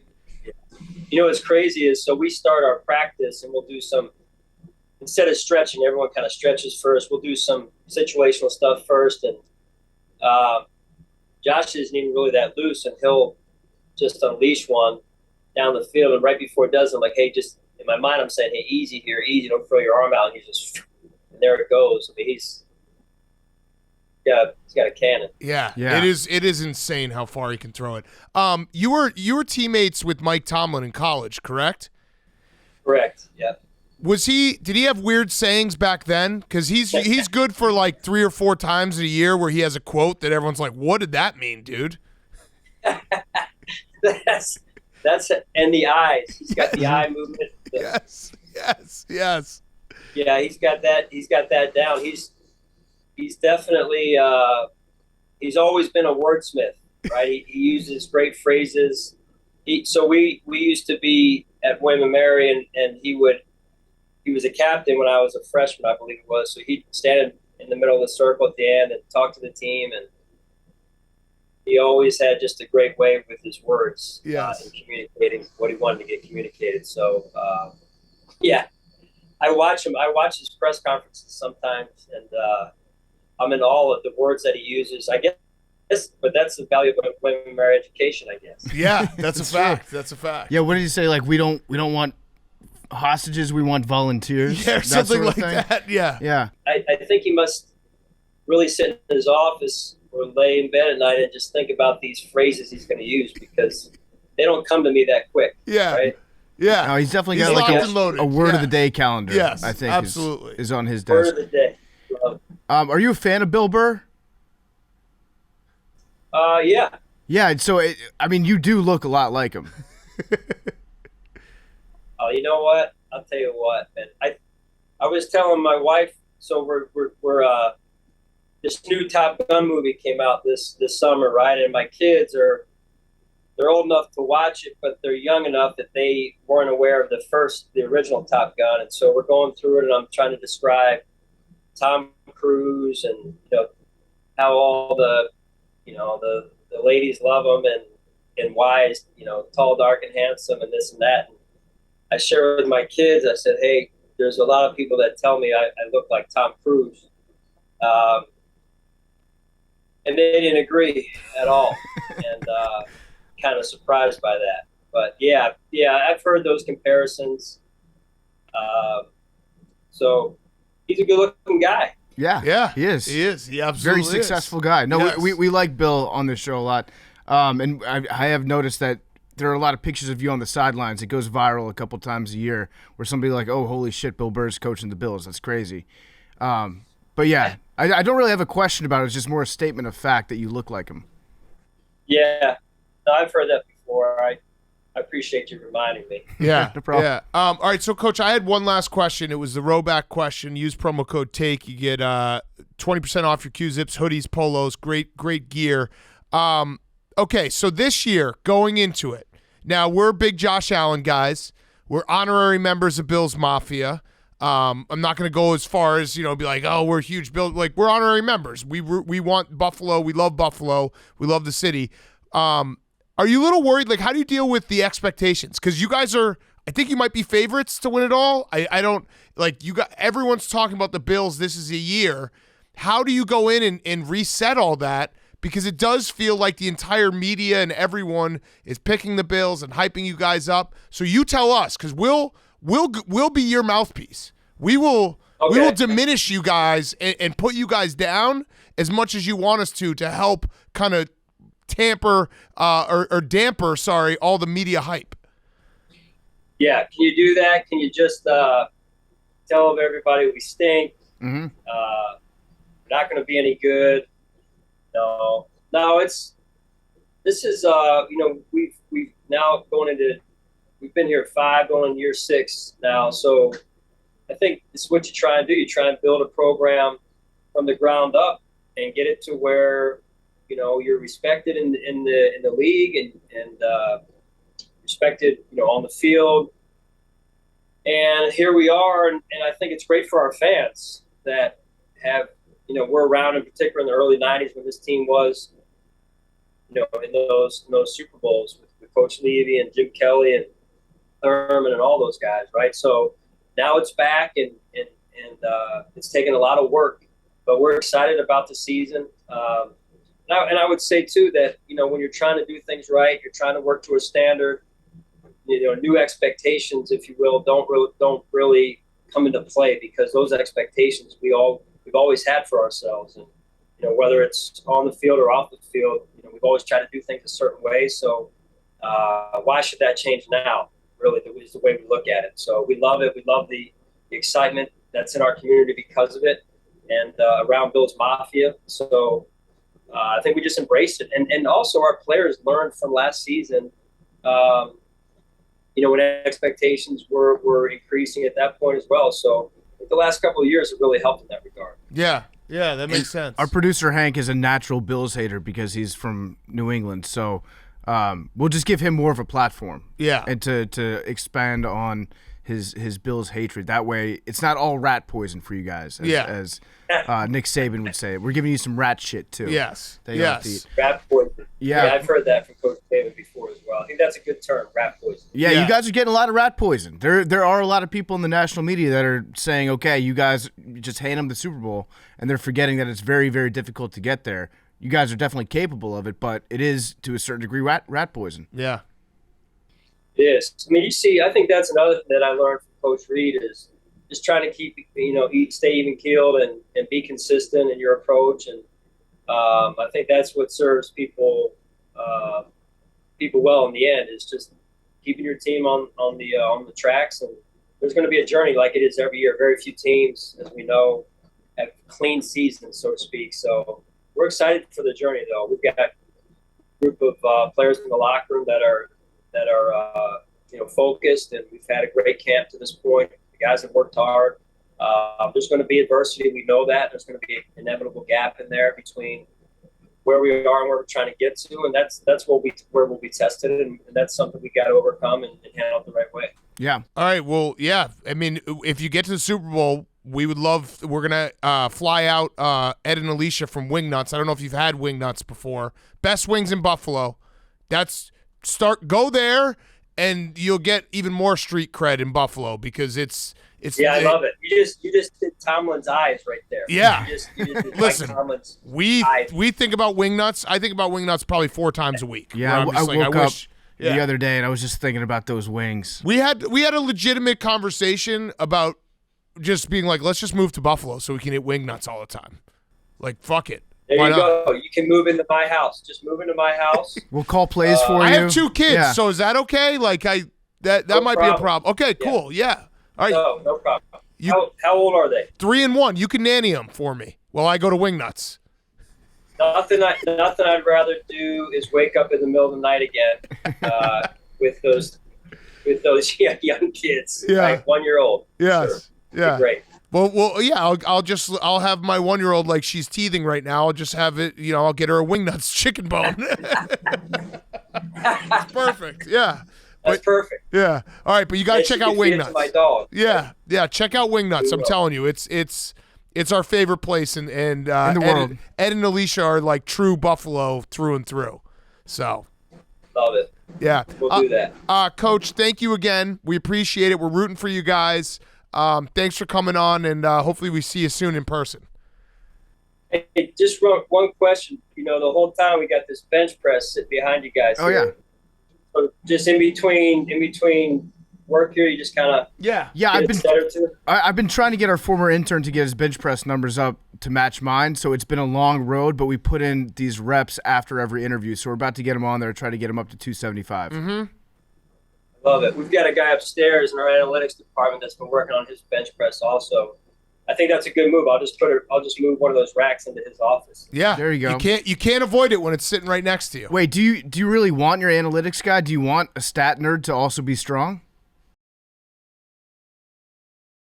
I'm trying to get him on the wrestling mat eventually, so I got to work on his frame first. Okay, Yeah, if it were me, I would want my nerds to look like nerds. Although, you know? wouldn't that be a competitive, like a new, different competitive edge, like Moneyball? We have like strongest nerds, the strongest nerds in the world. Strong nerds. Yeah. There you go. It's a good tagline. Yes. All right, Coach. Thanks so much again, and good luck this year. See you, Coach. Coach McDermott was brought to you by Norton VPN. These days, you use your personal info to do just about everything, especially when you're online. With all that info just floating around out there, it can make the internet a practical goldmine for identity thieves. Stealing your identity, it turns out, can be dangerously easy. Now, it's easy to help protect yourself with LifeLock by Norton. LifeLock monitors your info and alerts you to potential identity threats. And if you're a victim of identity theft, a dedicated U.S.-based restoration specialist will work to fix it. Identity thieves have had it easy for far too long. Now it's finally your turn. No one can prevent all identity theft or monitor all transactions at all businesses, but everyone can save up to 25% off their first year. Just go to LifeLock.com/PMT. That's LifeLock.com/PMT. You're going to get 25% off your first year. LifeLock, identity theft protection starts here. Okay, Mount Rushmore time. I cannot believe we've never done this Mount Rushmore. We're going to do the Mount Rushmore of Leftovers. There's no way. We looked. Yeah. We looked. We double verified. We double verified. We looked. Wait, is that like double sportsmanship? Yeah. We double verified. We both checked. Yeah. Put 2 condoms on. But if we didn't do it, we'll feel extra dumb. Yeah. Mm-hmm.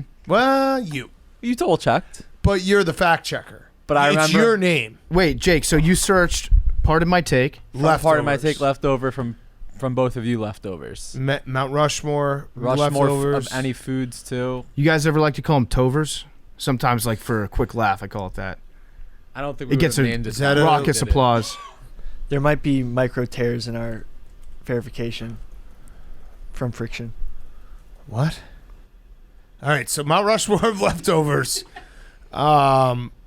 We won on Monday. Congrats. Good job. I just Easily. searched for myself and leftovers. I replied to some. I've got leftovers, all right. Your mom left all her bras over in my room. Was Nice. another one. That's just Got a quick him. reply that I had. Got him. So yeah, That was a The mess. closest to this was hangover foods on August Looks 28th, clean. 2017. Yeah, hangover foods, but that's different. That's different. We're talking leftovers. We're talking over the night in the refrigerator or not, depending on what you're going to pick. Leftovers. We have the first pick. We'll go first. We'll let Jilly go second. We'll let Team Hank go third. The first pick is the easiest pick in the entire history of Mount Rushmore. Chinese food. Number 1. simple. Oh, you kidding me, Hank? Don't even try. Not all of it keeps. Chinese Yeah, it food, does. 1-1. Easy. Easy. Easy. Sometimes I don't even reheat it. It's so good. Just eat it cold, like some leftover. lo mein, some cold lo mein. Little beef and broccoli when it all gets in the sauce. You just, do a little, General Tso's chicken. rice, fried rice. Get some of that wonton soup. So good. All right. Team Jilly, have at it. Which one are we go with? Sometimes I have leftover Chinese food like later on that same night. Yeah. Yes. Just a couple hours later. That counts as leftovers. Yep. Do that later. Yeah. Pizza. Good Pizza. pick. Okay, good pick. Good Cold pick. pizza in a tin foil Yeah, is good. good. You Yeah. don't need to heat it up. Good Take pick. the cheese off. No. Good Use a pick. fork and a Actually, knife. I don't think when it's cold you could even take it off. I feel like it's much harder, Yeah, right? you've tried. It's like Yeah. sticky. Yeah. It's No, congealed. it does retain its integrity, its structural integrity a little bit Yeah. nicer when it's cold. So, Yes. Cold Pizza. pizza. Good That was pick. the OG first take? Yeah. Yeah. Yes. Yep, Dana Jacobson Yeah, and yeah. What's his name? That The- other guy. The white guy who looks like all the other ones. The white guy with the dark hair that wore a suit on ESPN. Reese Davis. Nope. Nope. Carl Ravitch. Nope. Our 1-1 is beers. Okay. So leftover beers that you leave out? No, like, you maybe have some people over and they leave over like 5 or 6 beers. They're in their fridge the next day. You wake up, have some leftover beers. You drink beer for breakfast? So it's already opened? We also had that pick, but you could have gotten that way later. Oh. You could've gotten Really? that way Because later. Wow. did you get it later? No, but you could have gotten it way later. Like there's a much more obvious third pick. How many Mount Rushmores have you won this year, Billy? I think Billy's right. How many have you won? At least quadruple to probably 7 tuple as many as I feel you. like we won't win this one. Like we won't with this argument. We Okay. won't win this Mount Rushmore. Okay. All right. Beer. Good pick, Hank. Thanks. Alcoholic. Our second one is going to be chili. Oh, that's a good pick, too. I had chili, yeah. Billy, can you draft for me a quick Mel Kiper over here? I think chili's one of those things where it's the flavors get stronger the second day. I think it's a very strong pick. Billy? Have you ever made chili? Yeah. Good Have question. you? Billy. Okay. Cool. Great. We've all made chili. All right. Your guys' next pick. What is that? Who knows what that was? I'm just so surprised this has not been picked yet. Okay. Just Thanksgiving leftovers. Just Okay. all of them? Just the entire meal. Well, all Okay. of Chinese food. Okay. Yeah. Yeah, sure. I mean, I was everyone just talks asking. about I didn't know if there's anything specific. People survive like from Thursday to Sunday of like whenever Thanksgiving weekend is off of Thanksgiving. Okay. Have you ever made Thanksgiving food, Billy? No. That's a no. So I don't really have a follow up. He can't even vocalize the no for the people who are listening. He's just shaking his head because he knows he was No. about to do a Billy White lie and he's reformed. I don't really have a follow up or a point I was trying to make with that. I was just curious what your point to Hank was when you were asking him if he's made chili. Yes. I don't know. I feel like chili's not some like. So whatever aspersions you were casting on Hank in that moment are now being cast upon yourself. I don't know. I have these like set of leftovers in my brain that I will not reveal, and some of these are just not vibing with it. Okay. I thought this was a pretty easy Mount Rushmore. Yeah. No, it is. Yeah, there's It a lot of is. good It choices is. out there. Before we get our next pick, PFT. Yeah, you know what else is good leftover? Yes. Cheesesteaks. Yes. I love a good cheesesteak, and if you're hankering for a cheesesteak, I would suggest you try Pardon My Cheesesteak. That's right. Pardon My Cheesesteak is delicious. We've got buffalo chicken cheesesteaks. We've got chipotle cheesesteaks, which are my favorite. We've got regular, original. We've got all sorts of add-ons that you can put on them, and delicious cheesy fries, steak fries, and brownie bites, which are fantastic for dessert. You can find them online. You can get them on UberEats. You can get them on Postmates. You can find them coast to coast. And if we're not in your city yet, please check again soon because we're expanding very quickly. Available lunch, dinner, late night delivery, only for delivery or pickup. They're open 7 days a week. Go to pardonmycheesesteak.com. Pardonmycheesesteak.com. I love the loaded fries, by the way. So good. Okay. Delicious. Our actual pick for this is our second one. Yeah, what are you? I think that we go with the one that I sent you in all caps. Yeah, but then that also takes us away. Can we pick also? Yeah. I know what you're getting. Yeah. Okay. Okay, we're gonna go pasta. Pasta with meat sauce, like a nice pasta, lasagna, a lasagna, pasta. a lasagna or any sort of pasta carbonara. Yep. Or pasta with red sauce and meat is fantastic And leftover. Here's a little fun fact for everyone as a nutritionist. Cold pasta has no carbs. So that's just a fact for everyone out there. No carbs, no calories, cold pasta. You can, whenever you eat cold pasta the next day, you could just eat so much of it. Yeah. And it just goes right down. I'm also going to say that mac and cheese counts under this. It's Yep. pasta and sauce. Yeah. So don't even try it. It's a good pick. Yeah, thank you. There's Thank like you, the Jake. little like drops of water in the. Oh. You know what I'm talking about? It's actually not gross, but it So good. seems like a gross idea. Pasta but with meat sauce in a Tupperware container the next day, you can fucking house that. It gets fresher. Yeah. I brought a big old Tupperware of spaghetti bolognese in the other day. It's actually one of those foods that, like, yes, I obviously like it hot, but I kind of sometimes like it as a leftover more. A leftover cold's great, but also if you heat it up in the microwave, Yep. you usually heat it up just a little bit too much. And extremely hot leftover pasta is also delicious. Yes. The oil. All right, PFT. We have another pick. I think we either go. The one, I'll say Well, the one the problem is they might push back on one of them. Okay. Oh, okay. Oh, no, I like yours. Go do that. Do that. And then we can save one of those for the last pick because no one's gonna get it because Hank's done. Should I go with the first one or the second one that I sent you? They're both in the same family. Second one. Okay. Second one. Pie. Yeah. Breakfast pie. Oh. So good. Leftover. Oh, you know what's really Another good? one that has like half the calories. Exactly. Blueberry pie. Apple pie next day. Pumpkin pie. Just a quick bite Pecan of it. pie for breakfast. For breakfast. Oh, so good. Great way to start your day. You get that sugar rush. I'd also like to make a plea to the board here. I think cobblers should be included in that. They're kind of pies. I think that it's like a deconstructed pie. Yeah, right. They're so good. Blueberry peach cobbler. Mm-hmm. Great, so good. Great pick, us. Great pick, us. good pick. Thank you. Thanks, Jake. Hank, anything from Hank you? looks very That girl, salty anything right from now. you? No? No, I look great. I'm happy. You guys like I'm a that sweet pick? dick. I pick. saw Max like nod furiously when I was like pasta, no carbs. I mean, the next yeah, morning. Max's team Yeah, I mean, loyalty I'm al is- dente delente. I was upset that we didn't go pasta. I'll say Oh, okay. Is that your nickname for real? that. That's actually a Bubba original. Al like dente that. delente. You've got a lot of nicknames already. Oh yeah. Yeah. Oh yeah. One Rep Max, HBO Max. Yeah. Are you perverted or Italian? Both. Three Nice. three Good homers for Hofstra that 1 year, Max. Yep, that is true. Okay. Our pick, we're going to stay in that family. We're going to go with cake. Oh, Like we were birth- gonna go cake or pie. Birthday cake the next day. Yeah. Like, at a big birthday party, you order a cake that's too big. And This will Publix be cake, people in Florida, you know what I'm talking about. It's amazing. this will be an important part of the draft because we were literally deciding between cake and pie.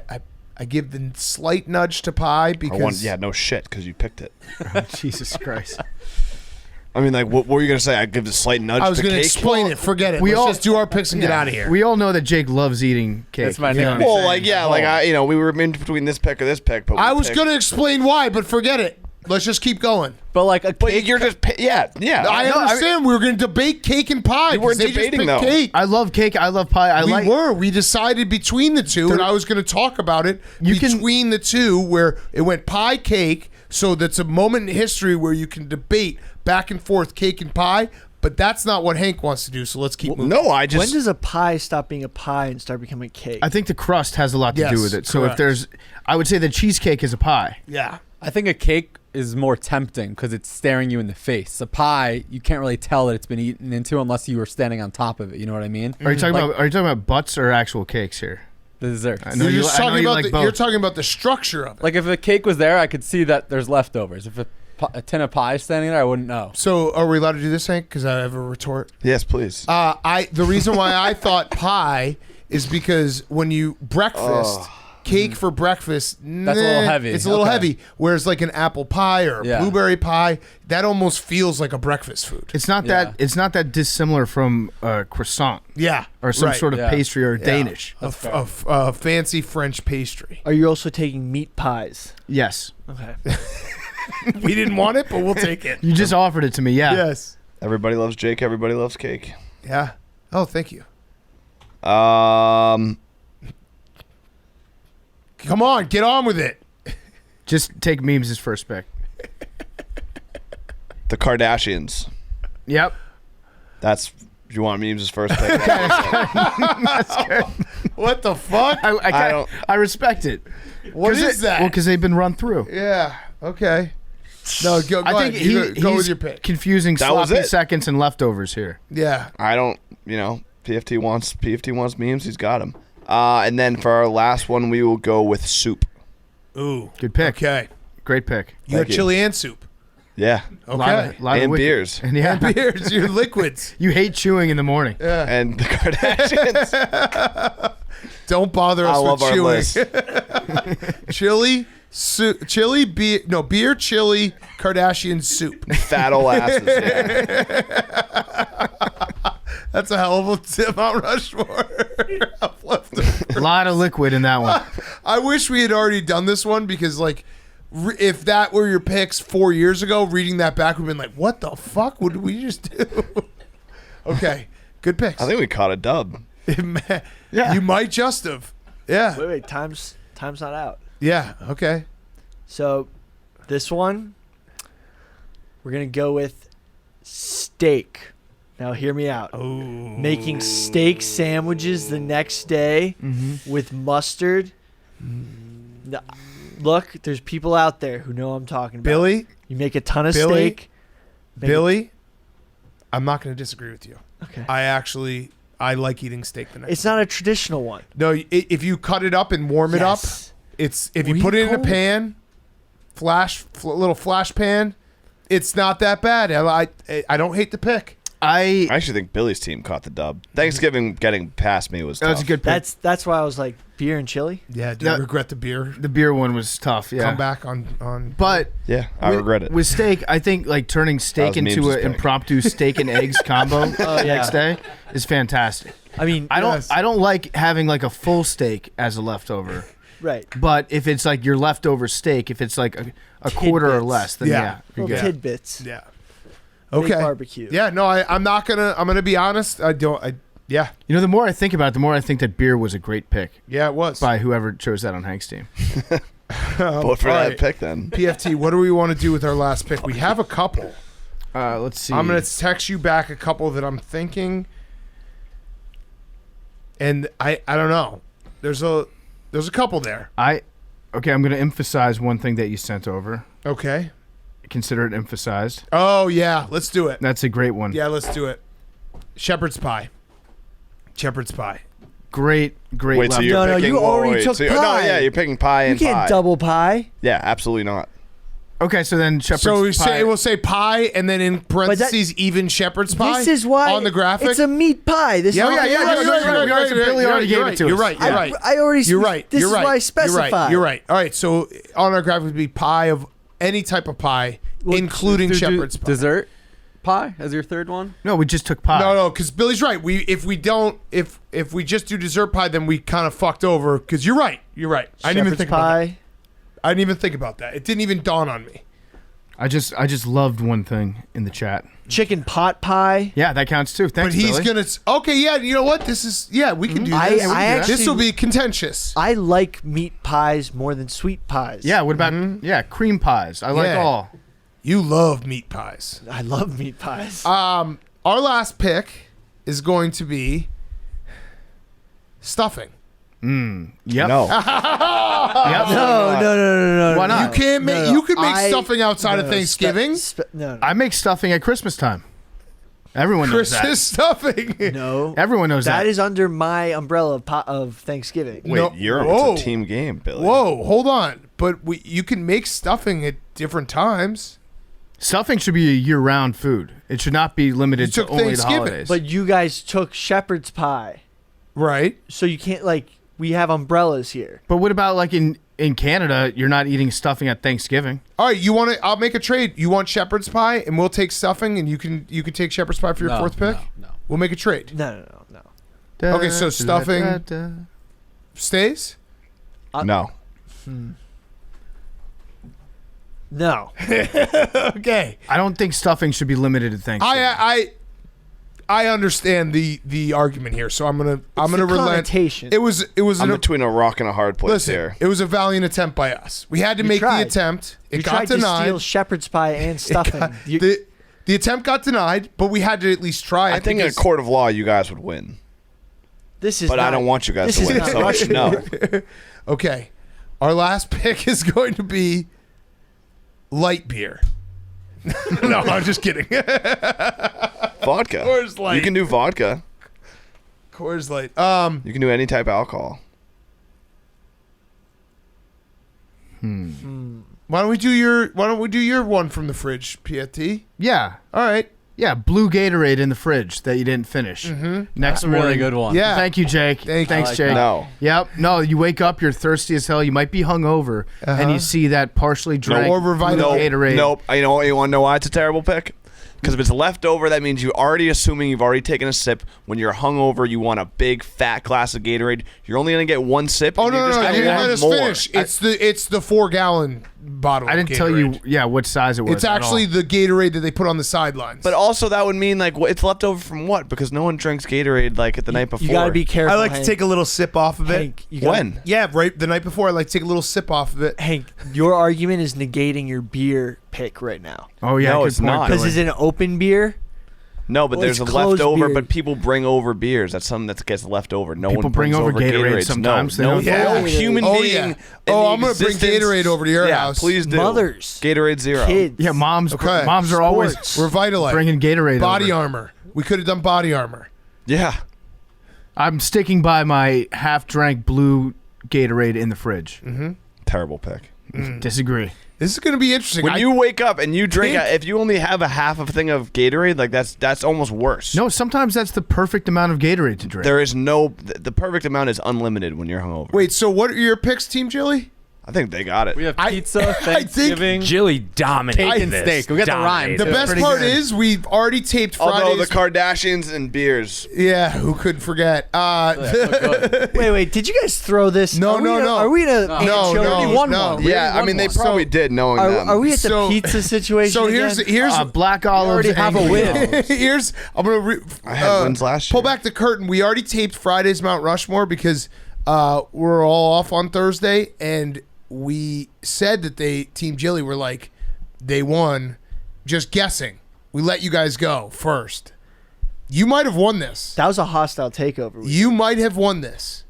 I still think Chinese is 1-1 It's by definitely far. 1-1. Right. So wait, what did you guys pick first in Pizza. your Pizza's good. So But we have lasagna. We have pasta. pasta's good And too. we went. and pie. We kind of fell apart on Chili. the fourth pick. Fourth pick might have. Soup.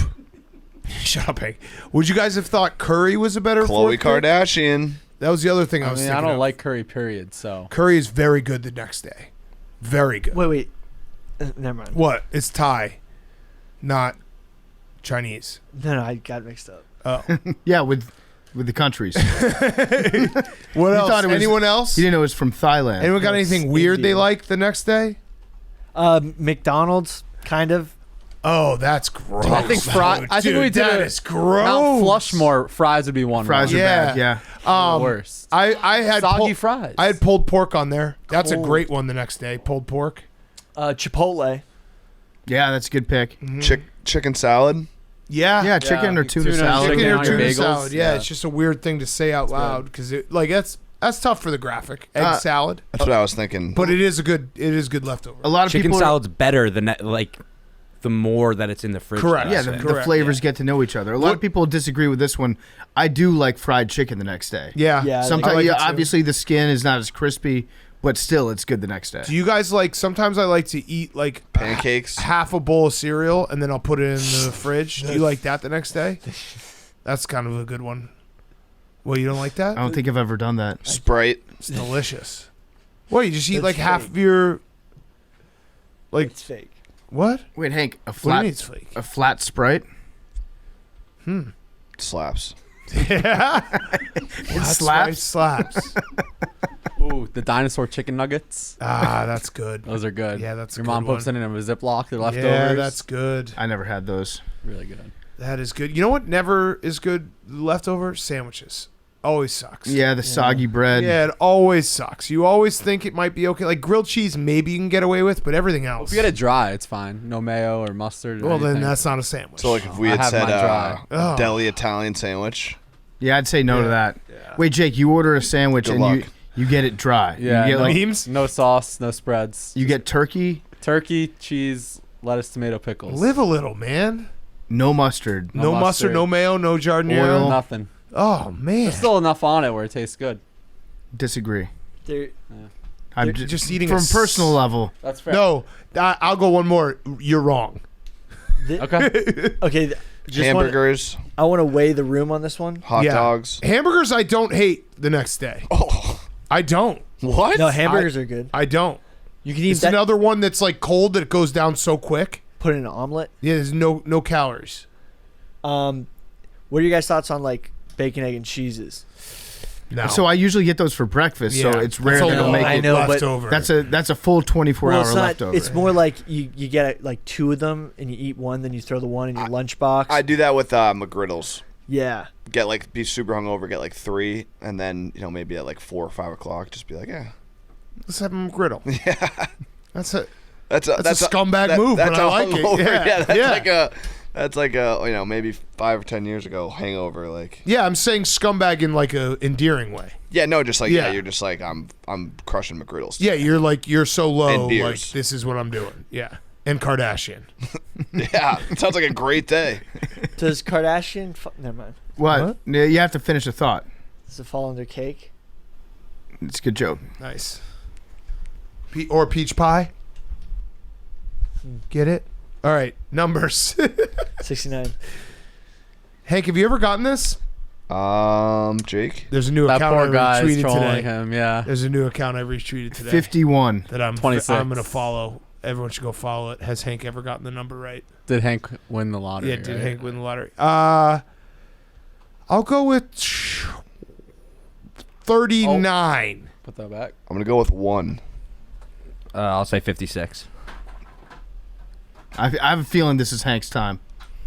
No, Big no one. chance. He, Hank in can't a lose. karmic way, he cannot doesn't lose this. deserve it. He's got been a this. very bad boy. Hank's got it in the. Oh, I just saw one floating its way up to the top. Oh, 36. That one was close.